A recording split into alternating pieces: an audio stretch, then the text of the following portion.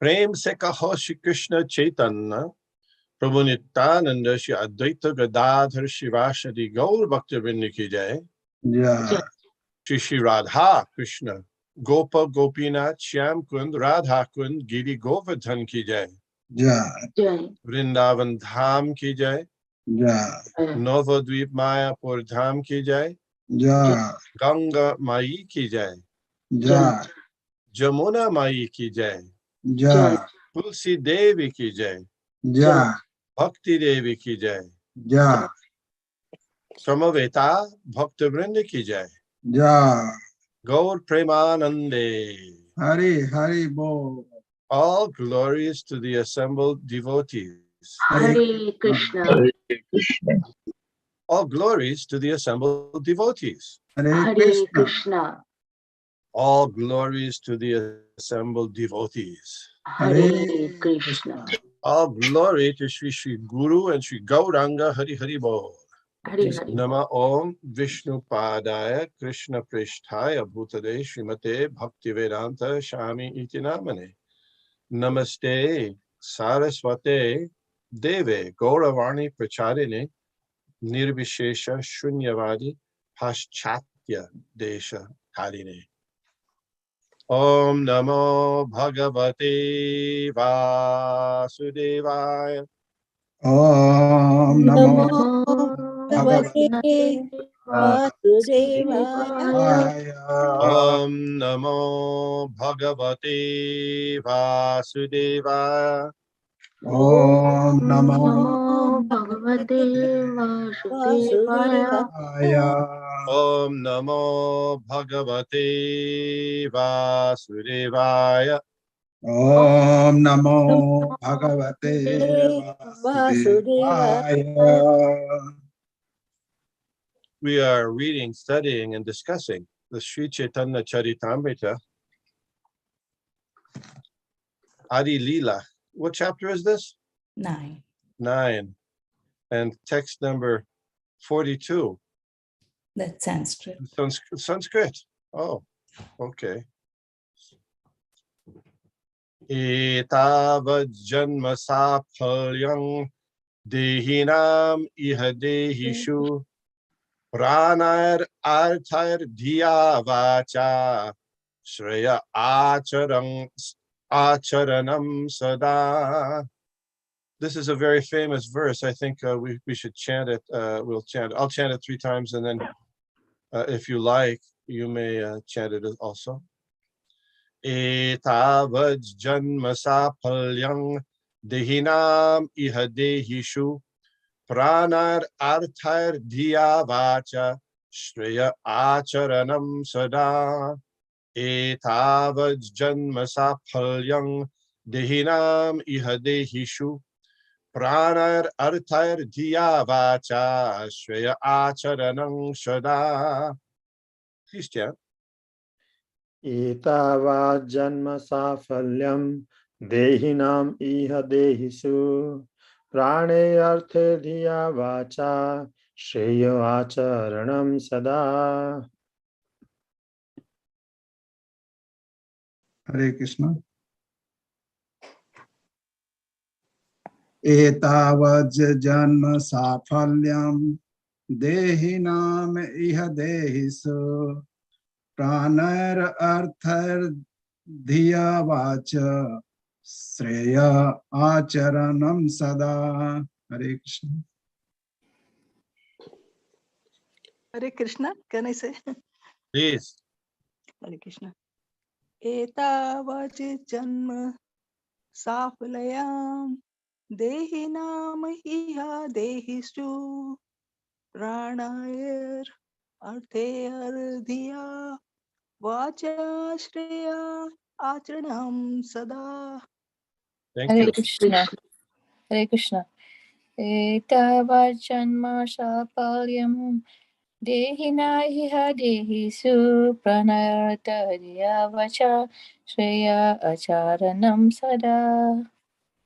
Hare Krishna. Etavad janma safalyam dehinam yaha dehisho pranayararthyardhya vacha Shriya Acharanam Sada. Hare Krishna. एतावज्जन्म साफल्यं देहिनामिह देहिषु प्राणैरर्थैर्धिया वाचा श्रेय आचरणं सदा एतावज्जन्म साफल्यं देहिनां इह देहिषु प्राणैरर्धैर्देह्य वाचा श्रेय आचरणं सदा. एतावज्जन्म साफल्यं देहिनाम् इह देहिषु प्राणैरर्थैर्धिया वाचा श्रेय आचरणं सदा. Hare Krishna. Itavaja janama supalyam dehinam iha dehishu pranera arther dhiya vacha shreya karanam sada. Hare Krishna. Hare Krishna. Etavajjanma safalyam dehinam iha dehishu pranair artair dhiya vacha shreya archanam sada. Acharanam. Hare Krishna. I was waiting for Bhakti Bab. Come on. Hare Krishna. Etava janma saphalyam dihinam iha diheshu pranar artar diya vacha shriya acharanam sadaha. Thank you. Hare Krishna. Just the point is, Bhakti Bab, all the E's here in the transliterated Sanskrit are A. So it's Dehishu, Shreya, Etavaj instead of E, like, you know, so it's different English E and a Sanskrit E, Dehishu, Dehinam. Okay. Thank you, Prabhu. Yeah. Hare Krishna. Yes. Etava janma safalyam dehinam iha dehishu प्राणैरर्थैर्धिया वाचा श्रेय आचरणं सदा. एतावज्जन्म साफल्यं देहिनामिह देहेषु प्राणैरर्थैर्धिया वाचा श्रेय आचरणं सदा. Thank you. That was Brajesh Govinda, I think, Prabhu. Synonyms. Etavat, up to this. Janma, of birth. Sapalyam, perfection. Dehinam, of every living being. Iha, in this world. Dehishu, toward those who are embodied. Pranai, by life. Artai, by wealth. Dhya, by intelligence. Bacha, by words. Shreya, eternal good fortune. Acharanam, acting practically. Shada, always. Translation. Quote, it is the duty of every living being to perform welfare activities for the benefit of others with his life, wealth, intelligence, and words. I say, Yusuf, it is the duty of every living being. It is the duty of every living being to perform welfare activities. To perform welfare activities for the benefit of others. The benefit of others. With his life, wealth, intelligence, and words. Report. There are two kinds of general activities, or activities which are ultimately beneficial, shreyas, or activities which are ultimately beneficial and auspicious, and prayas, or those which are immediately beneficial and auspicious. For example, children are fond of playing. They don't want to go to school. to receive an education, and they think that to play all day and night and enjoy with their friends is the aim of life. Even in the transcendental life of Lord Krishna, we find that when he was a child, he was very fond of playing with his friends of the same age, the cowherd boys. He would not even go home to take his dinner. Mother Yashoda would have to come out to induce him to come home. Thus, it is a child's nature to engage all day and night in playing, not caring even for his health and other important concerns. This is an example of prayas, or immediately beneficial activities. But there are also shreyas, or activities which are ultimately auspicious. According to Vedic civilization, a human being must be God conscious. He should understand what God is, what this material world is, who he is, and what their interrelationships are. That is called shreyas, or ultimately auspicious activity. In this verse of Srimad Bhagavatam, it is said that one should be interested in shreyas. To achieve the ultimate goal of shreyas, or good fortune, one should engage everything, including his life, wealth, and words, not only for himself, but for others also. However, unless one is interested in shreyas in his own life, he cannot preach of shreyas for the benefit of others. This verse, cited by Sri Caitanya Mahaprabhu, applies to human beings, not to animals. As indicated in the previous verse by the words, Manusha Janma, these injunctions are for human beings. Unfortunately, human beings, although they have the bodies of men, are becoming less than animals in their behavior. This is the fault of modern education. Modern educators do not know the aim of human life. They are simply concerned with how to develop the economic condition of their countries or of human society. This is also necessary. The Vedic civilization considers all aspects of human life, including dharma, religion, artha, economic development, kama, sense gratification, and moksha, liberation.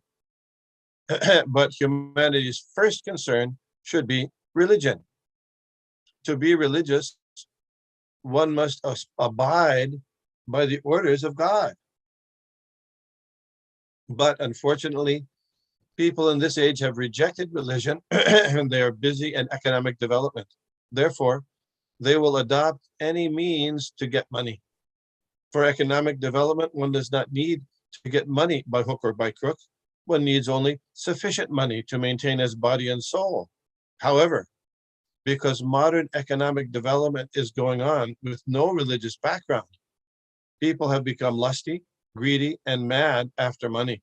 They are simply developing the qualities of rajas, passion, and tamas, ignorance, neglecting the other quality of nature, sattva, and the brahminical qualifications. Therefore, the entire society is in chaos. The Bhagavatam says that it is the duty of an advanced human being to act in such a way as to facilitate human society's attainment of the ultimate goal of life.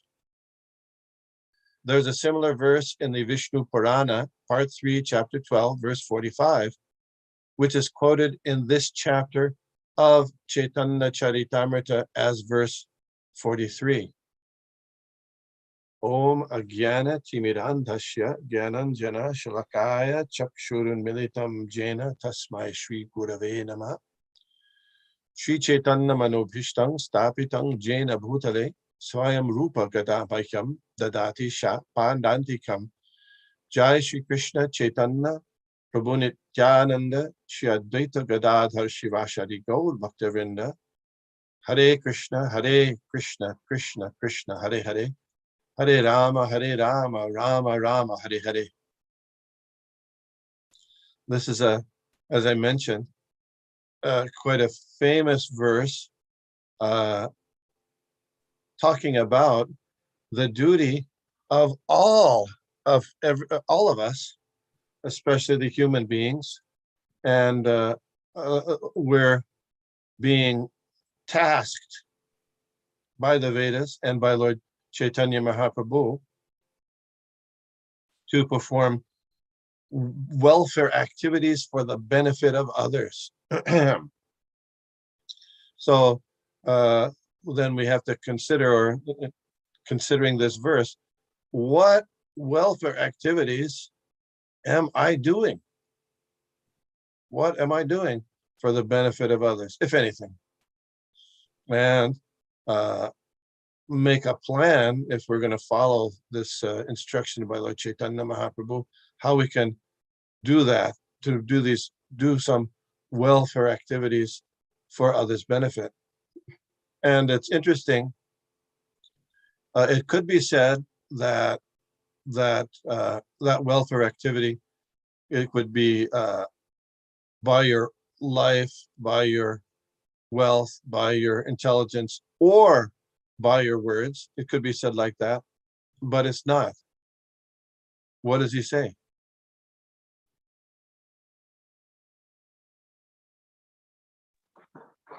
And Yeah, and the whole kit and caboodle, as it said. Tad buddhayas, tad atmanas, tad nishta, tad parayana. All these things ultimately are meant to do the welfare work. So we're being tasked by Lord Chaitanya to be welfare workers. But that welfare is in two categories described here: Shreyas and Preyas. Preyas meaning immediate benefit, and Shreyas meaning ultimate, lasting. And in the word for word translation, it gets Shreyas, eternal good fortune. So they're not always necessarily exclusive, but the focus or the emphasis in Vedic civilization and in the process of Krishna consciousness is to keep our eyes and our focus on imbibing ultimate good for ourselves. And if we develop faith and understanding of that, to actually give it to other people, other human beings.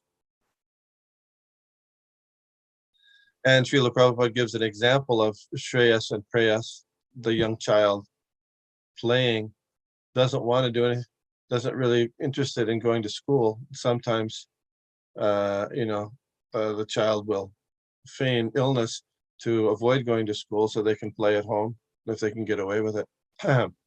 And I'm sure you have many other examples of Shreyas and Preyas. And sometimes,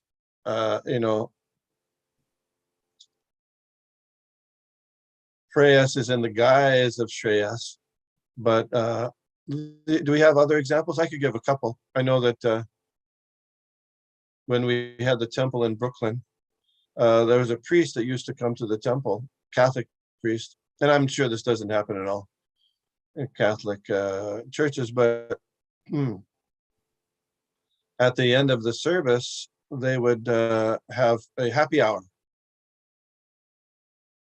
for free for their parishioners.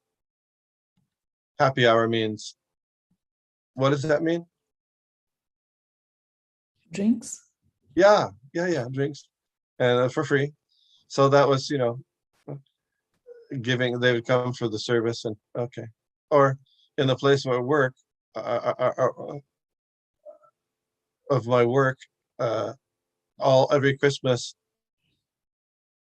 they would make an arrangement to give free turkeys or Thanksgiving actually. It's free turkeys to people for their meals during the holiday season.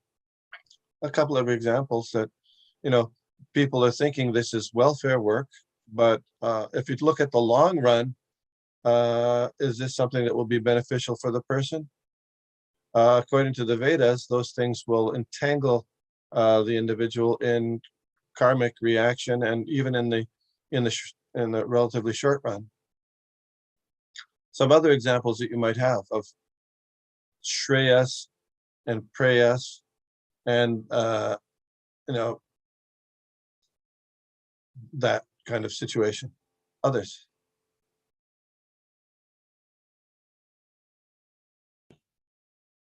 Yeah, many other examples, Prabhuji. Hare Krishna. Give one.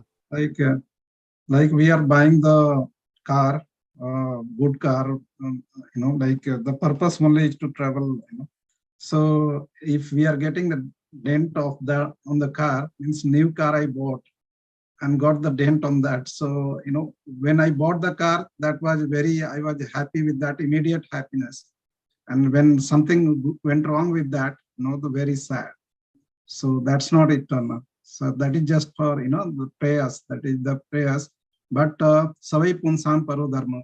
So when we engage something, that car in the Krishna service, so that becomes kind of shreyas. So from prayers, it goes to the shreyas. So yeah. Yes. So ordinarily we think that would be get a nice car, that's a long-term benefit, right? But you're saying that that's not such a long-term benefit because it's not going to last. So there's kind of a framework for shreyas and prayas that we need to keep in mind, and that this human body that we have is temporary. It's not going to last very long. We think it's going to last a long time. In fact, ahani bhutani gachanti iha yamalayam. Yudhishthira Maharaj said that, everybody, the most wonderful thing is that we all think we're never going to die.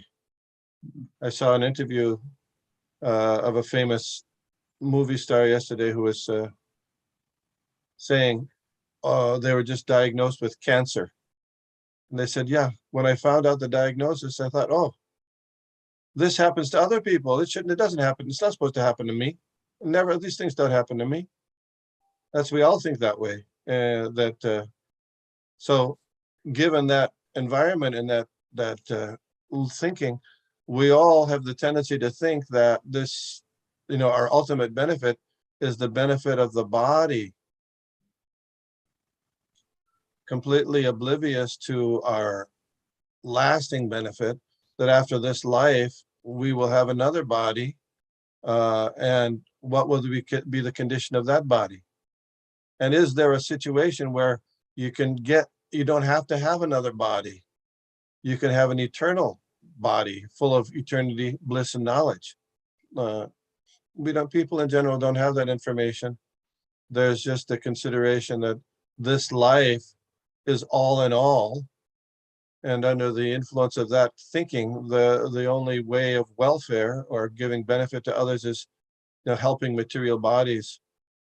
Srila Prabhupada called it like blowing on a boil. Blowing on a boil doesn't really ameliorate the situation. You have to lance the boil. So this material life is mostly taking care of the difficulties that we experience from one day to another, but being completely distracted from our real business, trying to progress in Krishna consciousness to become a lover of God on the spiritual platform. There's a famous fable by Aesop. You remember Aesop's fables? Do you learn about Aesop's fables in India?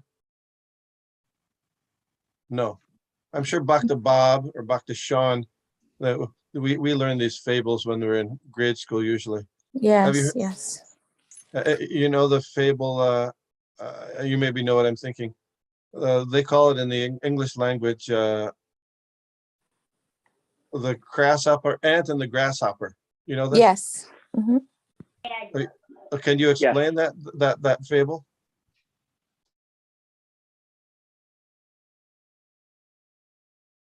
Anybody would like to explain the ant? And this is very famous. Aesop's Would you fable. like me to, Prabhu? Yes, I would. Is that Bhakta Bob? That's Bhakta Bob. Yes. Hare Krishna. Okay, Thank you. You remember this fable? Did you learn this? I do. Yes, the ant and the grasshopper. So the ants, they worked all summer long to harvest food and to get their homes ready for the winter, so they could survive the winter. And the grasshopper basically laughed at them all summer. You know, it's so nice out. There's so much food. What are you wasting your time doing that for? And the grasshopper didn't prepare. And then when it came time for the fall and the winter, when the food became scarce, the grasshopper didn't have anything.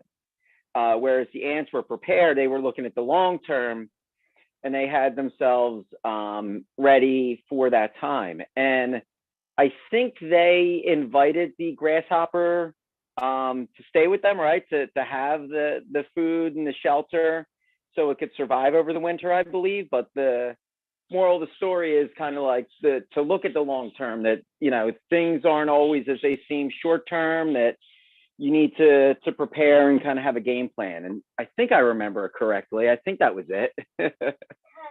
Thank you, Bhakta Bob. Yeah, it's a very interesting thing. I was looking at this yesterday. You can see these, they're often portrayed, this fable is portrayed in children's stories. And the original fable was that as you mentioned, the ants, they work hard all summer, whereas the grasshopper is singing and dancing. It doesn't say what he is singing and dancing about. I assume it's not singing and dancing the Hare Krishna mantra. But anyway, so then when the winter arrives, the grasshopper becomes hungry, has no food. There's no food easily available. So he goes to the place of the home of the ants and asks for, bhiksha, please give me some food. And the ants, in the original fable, the ants say, "No way! When you were dancing, we were doing our work, and now you thought you want to muscle in on our stuff? Forget it! Slam, close the door." That's the original fable. Of course, they've adjusted a little bit for kids, I suppose, so they don't want to be so mean to the grasshopper. So now sometimes they adjust it so that the grasshopper is invited in by the ants. But how might that be relevant to this point in Krishna consciousness? Anybody would like to speak on that? So we don't just take care of this life, this body, the here and now, but think about what is going to happen in the future. We are going to take on other bodies. Do we want to be devotees? Do we want to take another body? Do we want to go back? Yes. That is actually, I was thinking, I read preschool stories all the time. There are two other stories that we read two very regularly. The Little Red Hen and the Very Busy Spider, and the same exact story. And the Very Busy Spider might be the one that is adjusted for kids, but the Little Red Hen does not share the bread she makes. She does all the work, and her friends, her neighbors don't help her at all, but they are willing to eat the bread she makes. And she says no, just the way they had said no to her but that is the lesson, I guess. Yeah. So, of course, from a Krishna conscious point of view, just the basic story, we would say that both the grasshopper and the ant are missing the point because neither are being advancing or taking care of Krishna consciousness. They're both only taking care of their material needs in different ways. But it's a good illustration of the example of Shreyas and Preyas, and just add Krishna consciousness that, what is the winter in this example? The winter would be death. So, and what are the things that will, you can store up, you can gather for the winter time or the time of death is advancement in spiritual life, understanding who Krishna is, what our relationship is and acting regularly in that consciousness. No, we were reading, we previously last month, we were talking about the activities of a Jamil. And a Jamil, he was acting like the grasshopper, but at the same time, she had named his son Narayana. And in the Srimad Bhagavatam, it says, even though he was saying the name Narayana, indicating his son, still it was the holy name, and his chanting of the holy names was being counted. It doesn't say exactly who was counting it, but anyway, that chanting of the holy name was being counted. So the activities of devotional service, comparatively speaking, like the ant, will be accruing to your devotional bank account that can be cashed in at the time of death to help you traverse the next life into a spiritual eternal life. Thank you. Let's see. So the thing is, so far as prayers is concerned, we, I guess most of us here and more than me are already taking those baby steps to, be at that level. But for me, I feel it is the harder part is to get the Shreyas in control. In what way? In the sense that, like it says here, you just need enough to maintain your body and soul. But no, I know that, I've read that so many times, I've heard that so many times. I don't think I try, but I haven't gotten anywhere. You haven't gotten anywhere in what sense? So far as that is concerned, in the sense that at the very basic level, I should be happy with 2 sets of clothes, but that doesn't happen. So your question is, how come, I've heard this many times, but I'm not making progress, so I should be happy with 2 sets of clothes instead of how many sets of clothes? Unlimited. Unlimited, really? Yeah. You don't stop, right? I don't stop. I have that much, but then again, when I go out or I go online somewhere and I see something, I think I want it. So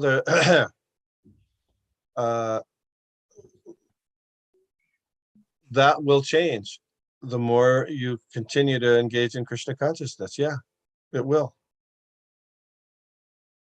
Bhakti parishanu viraktir anyatra syat. One symptom of that is, of making progress, is that one's physical desires become less powerful, less strong. It doesn't happen overnight. It takes some time. It takes a while, but it does happen. You'll see. I think just the fact that you are thinking about it is a very big step. I think for a lot of people, even that thought does not come. The whole purpose of life is to get all those things that's the whole purpose of life. Why should you think otherwise? That's the view in modern society in general. I have one question too. Yeah. Like the purport said, everyone should sing how to, work for the welfare of the people. So what does it really mean? How can we put it into practice, in individually? Oh, okay. Well, as Srila Prabhupada said, first you have to apply it. We have to apply it in our own lives, as Kavita was giving example. How do we apply it in our own lives? So, there's so many hours in the day. Every day when you chant japa, there's a lot of other things to do.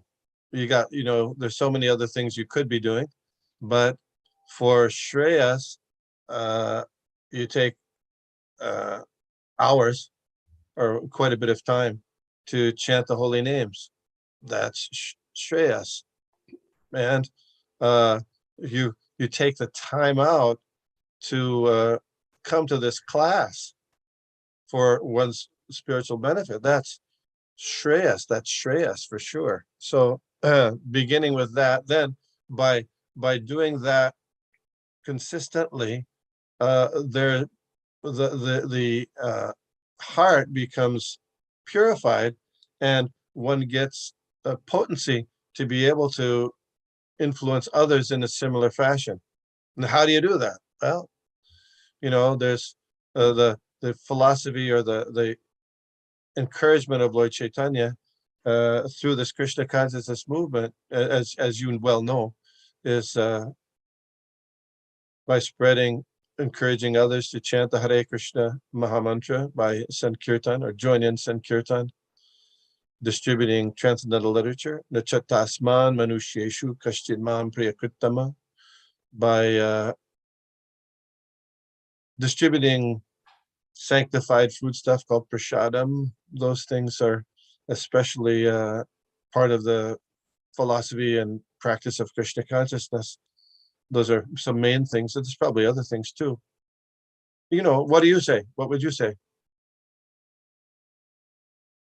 I remember in the early days, we joined the Krishna consciousness movement. We used to do full-time service, go out and distribute books, go on Harinam and Prasadam distribution and trying to make devotees and all this stuff. That this had been slowed down due to all the. It's still available. It's still available. Yeah. It's a matter of organization and planning, and still it happens. It's fun when we do those things, and it's sometimes taking advantage ourselves. And Lord Krishna says in Bhagavad Gita that one who explains this science of Krishna consciousness to others or to the devotees is the most dear, and never will there be anyone's more dear. And for such a person, devotional service and going back to Godhead is guaranteed. This is an 18th chapter of Bhagavad Gita. So somehow we can think somehow, how can we apply it in our lives? And it may not be the same for everybody. And one person may be very good in explaining the philosophy. One person may be very good in distributing book. Another person may be good in preparing prashadam and distributing that. But you're right, the activity seems to have slowed down, but doesn't mean we can't still continue it in some ways and collectively as much as possible. For example, every year in Philadelphia, when there wasn't a pandemic, we've been doing this Jagannath Rath Yatra, which is a big festival. And why is it outside? And why is it down Ben Franklin Park? Because we're trying to invite as many people as possible to hear the chanting of the holy names, participate, dance, see the deity of Lord Jagannath, take prashadam, get a book. So that's a big deal. Every year it goes on. So if that's one practical way, there's many others too. Devotees do. We see your Bhakti Sean is there. He's good. Yeah. I mean, he goes regularly for distributing Srila Prabhupada's books in various venues. And there's other things going on too. So, what do you say, Mother Golokananda Priya? As then we need to get more organized and just, I agree. Get more organized to that and join somebody who's already doing it. And yeah, that's spiritual life, right? We're not at a very good point. We got to get better. We got to, and from individually and collectively, we got to get better. That's how And that speaks to what Kavita was saying. Yeah, we're at a certain place. Yeah, we're not there yet. We're not there yet. We got to get better. Okay. How are we going to get better? Well, organizing, talking, getting continuing to chant and hear about these things, even just discussing it. If we didn't have this discussion, we wouldn't even be thinking about it. We think, we have something else to do. We're not going to talk about this stuff. No, we're talking about it now, and talking begins the process to actually put it into action. When we first did the Ratha Yatra in Philadelphia, I mean, it was going on for so many years, but then in the late 80s, I think it stopped. It stopped for whatever reason. And so then a group of devotees started talking about, let's revive the Ratha Yatra in Philadelphia. And that was about 2 years before it actually came to pass. 2 years, the talk was going on, planning and discussing and getting together. And sometimes there was obstacles, like, we thought we could get cheaper permits. The whole thing cost like $20,000 for permits. No place else in the country has such expensive permits, but we somehow it was done. Is that Ram Shyam Prabhu with his hand up? Yeah, Prabhu, it's just to little meditate or clarify on this. The prayers we do most for ourselves, like the self and extended self, like our parents, our family, the Pitri Dharma, Matri Dharma, Putra Dharma, Pati Dharma, and these all things. And for the prayers, that is the topmost, that is for the ultimate benefit, which is eternal. That Shreyas. Is the Shreyas. Yeah, the prayers is for the self and extended self, and Shreyas is for the which is ultimate for the soul. Yeah. Yes. When you say prayers is for the self, you're talking about the physical self. Yeah. Got it. Yes. So the prayers, when we follow like Anya Vilasita Sunyam, so which is everything related to the Krishna without our motivation. So that will be the part of the Shreyas. Yeah. Slowly it goes that way too. Yeah. Thank you. I have a question. It might not be related to today's section, but I have been thinking about it for a couple of days, and I thought I should just throw it. Okay, blurt it out. Yes. So it's about soul and body. So the body, we know that soul and body, they are two different things. Soul is not body, so they are separated. And body dies, but not the soul. And all the karmas which we do, we suffer as a body, as a human being. We suffer that. We get all those sufferings.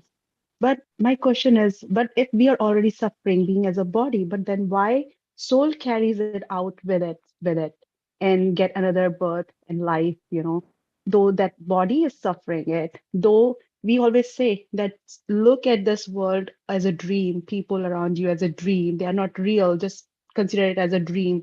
But then at the other side, we say, okay, the soul is separated out from your body.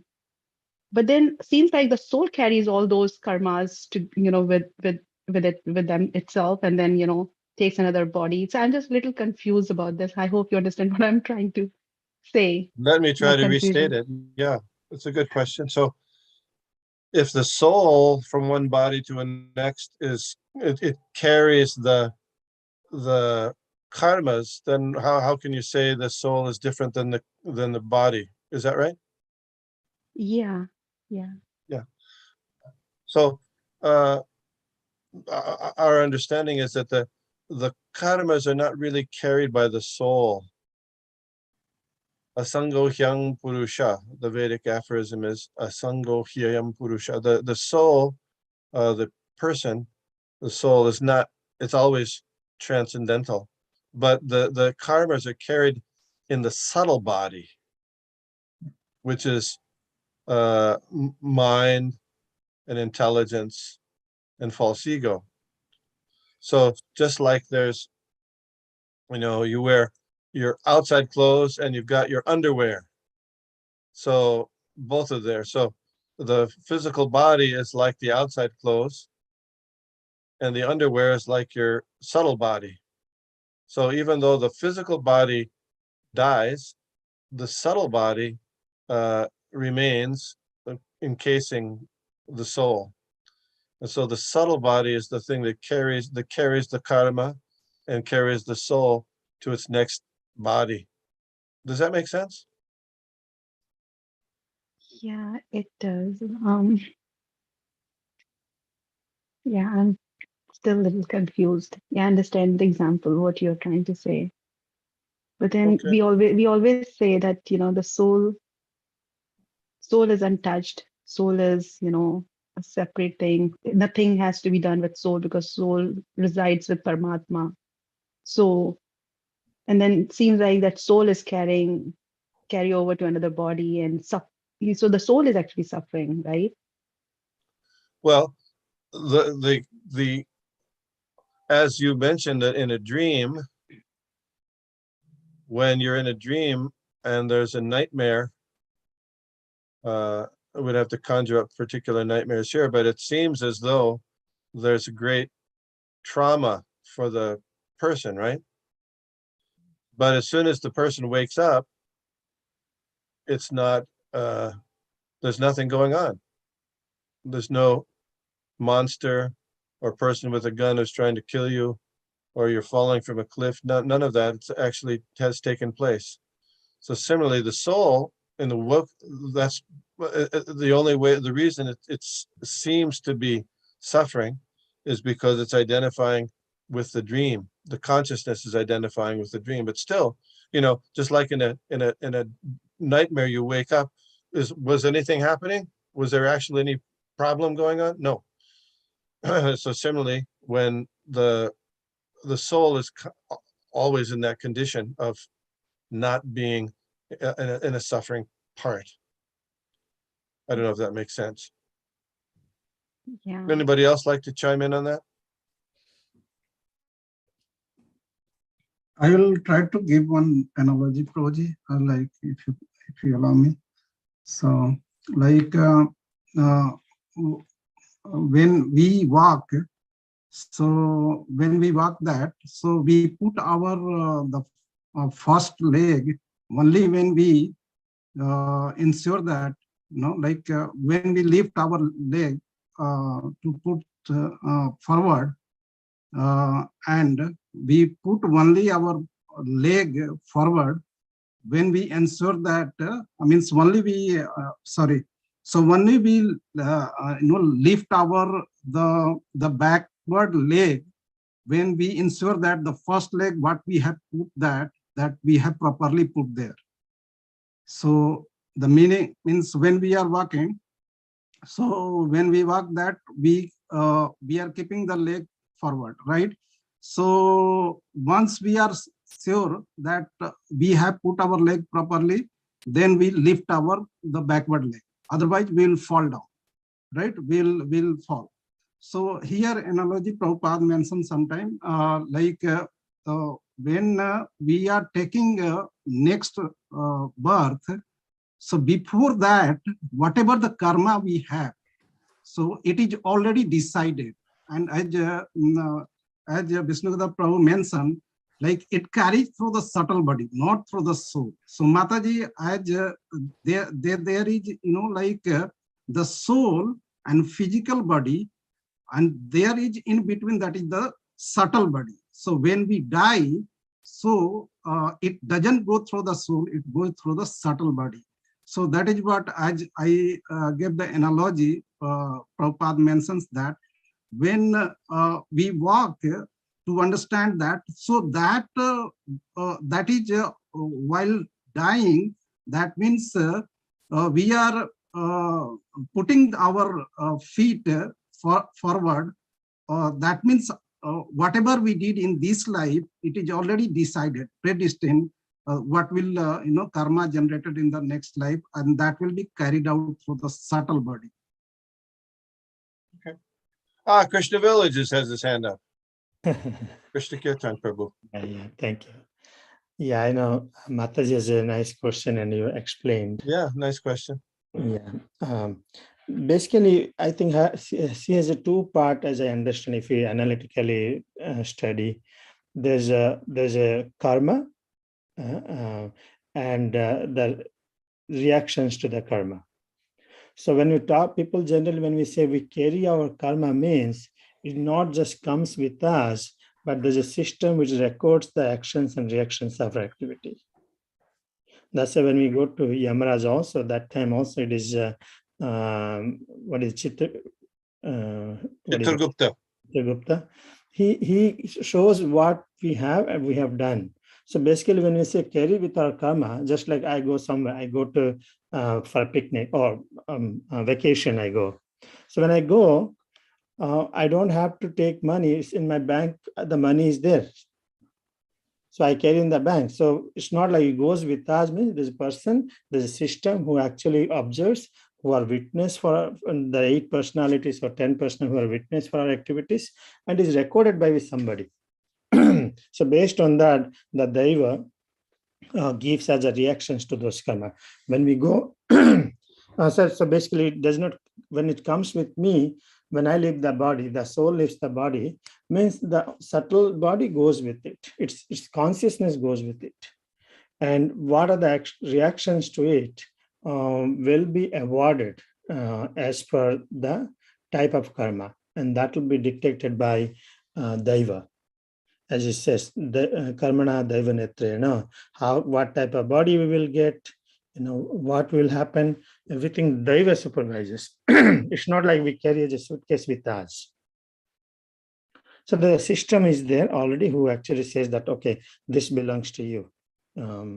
I think if that is one question, a clarification I wanted to give. The other one is, yes, soul is transcendental, soul never entangles, but when the soul comes in contact, falsely identifies one as a body, one person has to experience the actions and reactions. When the soul is free from this kind of thought, in soul is awakened, what happens becomes free from these actions and reactions. So we think that I'm suffering and I'm enjoying because of our connection with this matter, that I'm this body. But the moment, as 4th chapter of Bhagavad Gita also says, the transcendental knowledge, Divya Gyan, can actually burn into ashes all our actions and reactions. So the moment we wake up, already he is given the example, Prabhu has given example. The moment when you wake up, oh, I'm aloof from, I'm transcendental to these actions, reactions, we will be free from those feelings, the actions and reactions of this, our karma. So, so one is, if somebody is saying that we are carrying like a bag with us, no, it is already somebody's calculating for us. Our bank balance, our action reactions of our bank balance, everything. It is given to us due course of time. And second thing is, one can be free from these experiences. The experiences of dream is when we awakened. When we woke up, yeah. Yeah. Thank you. Thank you. So the soul carries the subtle body. So when we get another birth, is the same soul and that subtle body goes inside that new body?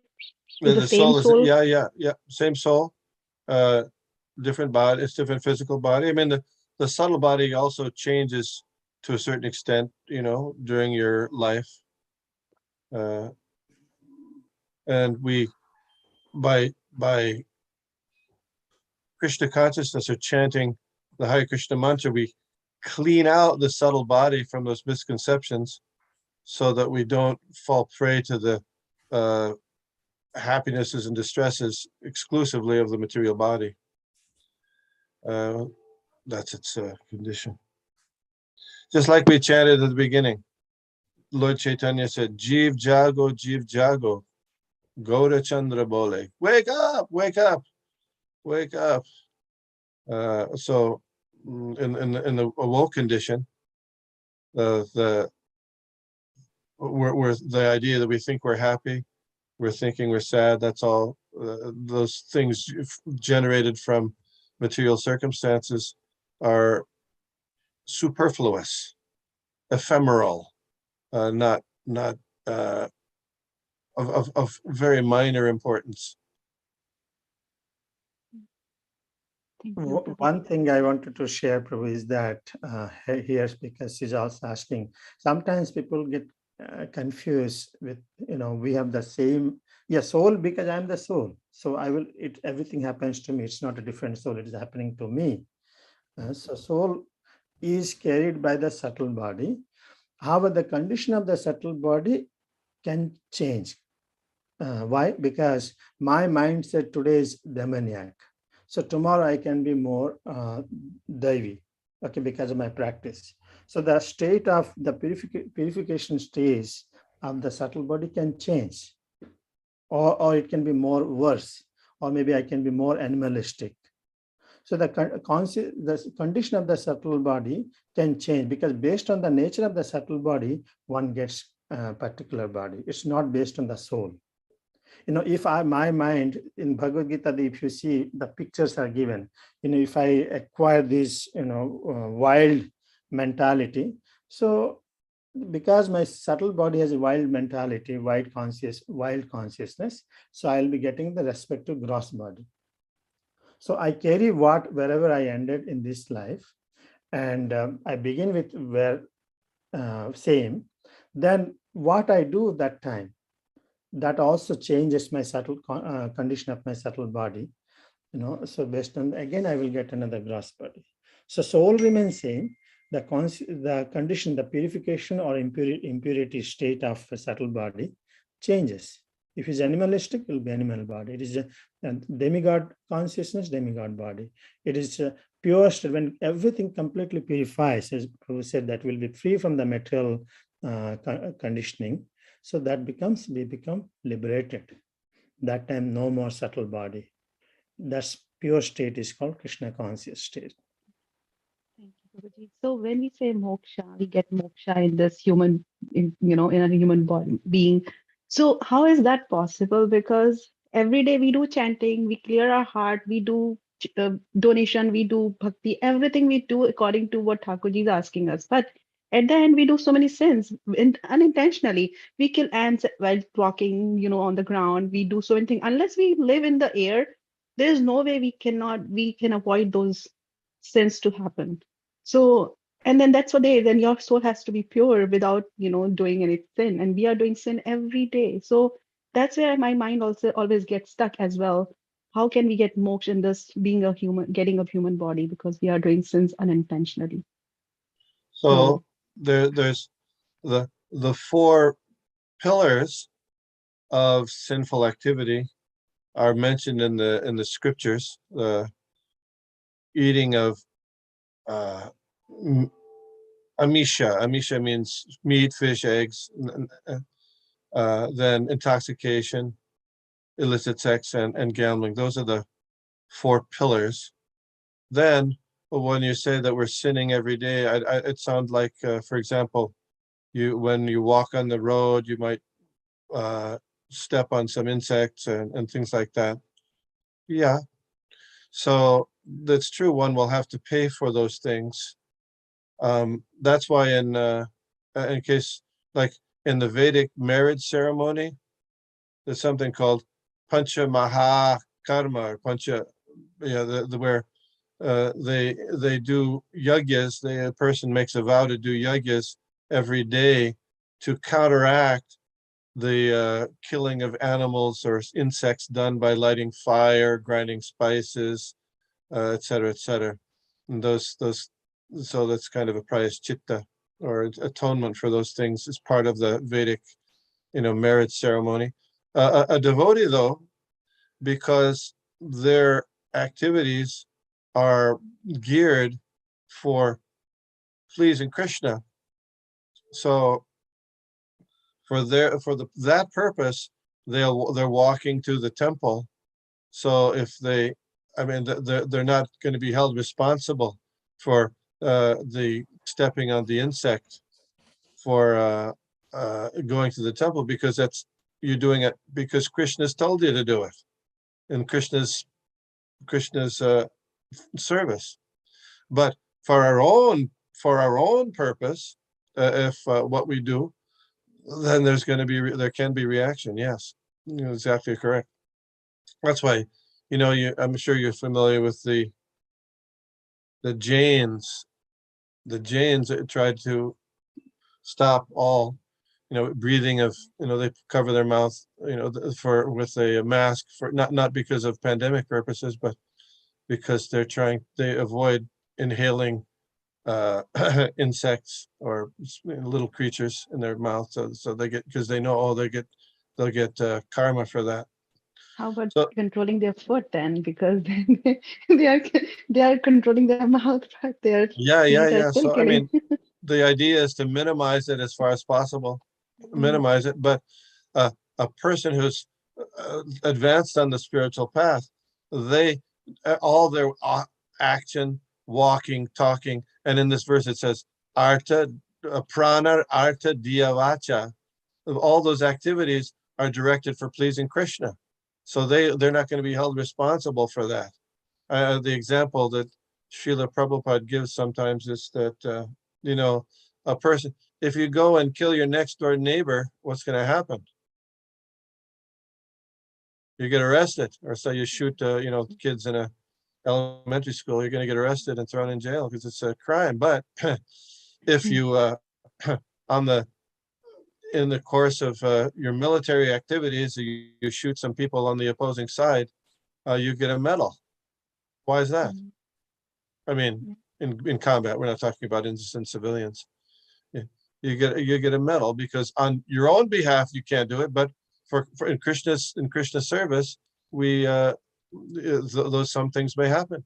Just like in the Bhagavad Gita, Arjuna was concerned because he was going to have to kill people on the opposing side.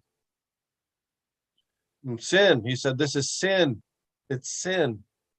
And he enumerated all the different kinds of sins. There's the sin of killing your grandfather, killing, then the women will have no husbands, and then so many sins were going on. But Krishna said, no, I'm saying fight for me. I want it to happen.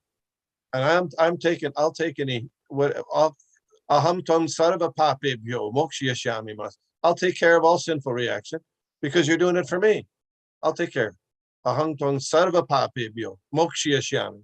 I'll free you from all sinful reaction. Don't worry. So the focus is when we're doing things in Krishna service, there's no,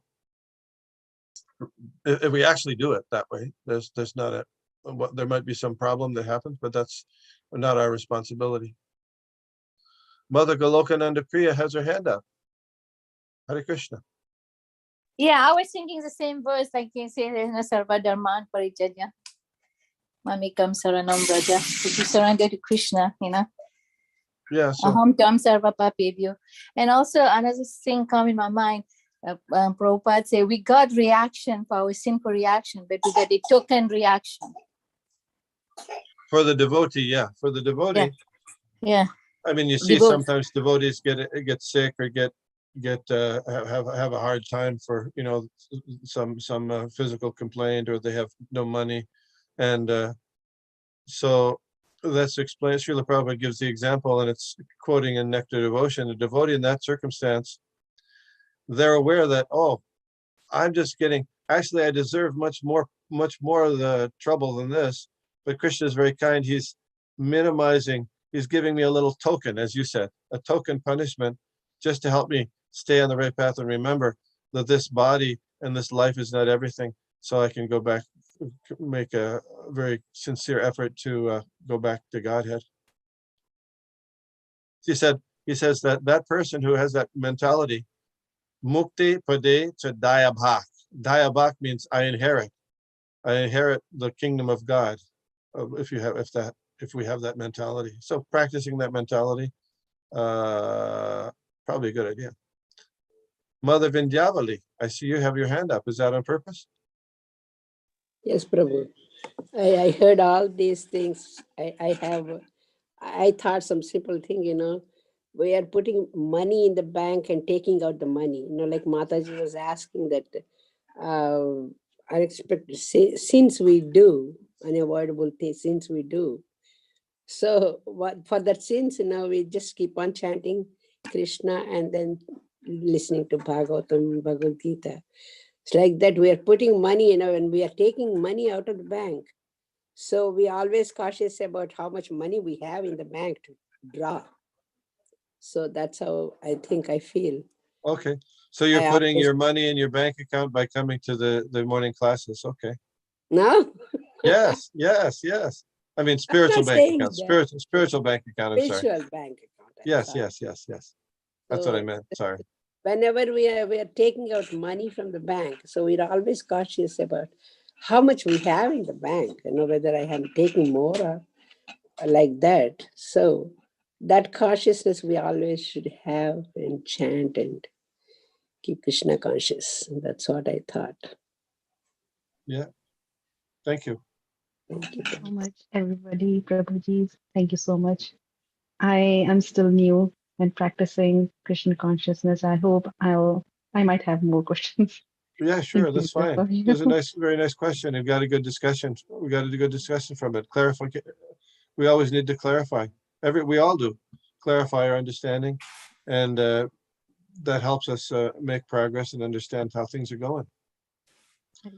Really, we have nothing better to do. Actually. Okay. Anything else, Prabhus? I should have in the beginning asked for your blessings and permission to speak today. I was delinquent in that way. But thank you. Thank you for Hare Krishna.